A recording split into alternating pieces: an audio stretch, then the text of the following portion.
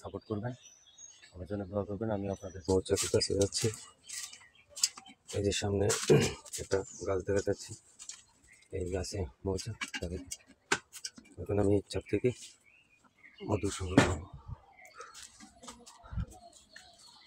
এই যে মৌচাকটা দেখেন, এখন এই চাক থেকে আমি মধু সংগ্রহ করবো। দেখেন মাশাআল্লাহ, ওদের সাথে নিয়ে আমি মৌচাক থেকে মধু সংগ্রহ করে দেখেন কীভাবে আমি এই মৌচাক থেকে মধু সংগ্রহ করে থাকি।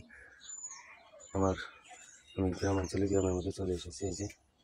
এই যে গাছটা দেখছেন, এই গাছে মৌচাক। এখন এই চাক থেকে মধু সংগ্রহ করবো ইনশাআল্লাহ। আপনাদের দেখাবো, গাছের উপর থেকে ভিডিও দেখানোর চেষ্টা করব। কাছেও দূরের, দেশ এবং বিদেশের যে সকল ভাইরা আমার এই ভিডিওটা দেখছেন, যদি ভালো লাগে অবশ্যই আমাকে একটু সাপোর্ট করবেন। আপনার সাপোর্টে আমি এগিয়ে যেতে চাই।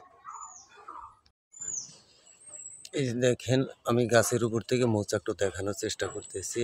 আসলে এই যে এই মৌচাক থেকে এখন মধু সংগ্রহ করব। এটা দ্বিতীয়বার মৌচাক কাটা। এই যে এর আগে একবার কাটা হয়েছিল, এবার দ্বিতীয়বার মৌচাক কাটা। এখন এই চাক থেকে আপনাদের মধু ভাঙা দেখাবো। আলহামদুলিল্লাহ, প্রাকৃতিক মৌচাক থেকে আমি প্রত্যেকটা দিন এরকমভাবে মধু সংগ্রহ করে থাকি। যে সকল ভাইয়েরা আমার এই ভিডিওটা দেখছেন, তারা সবাই আমাকে যেন দোয়া করবো, সবাই মিলেমিশে যেন এগিয়ে যেতে পারি। এখন আমি মৌচাক থেকে মধু সংগ্রহ করব, আপনারা দেখেন।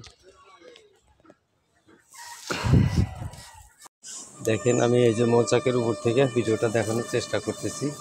এই যে দেখেন, আসলে কি সুন্দর মধু বের হয়েছে এই মৌচাক থেকে।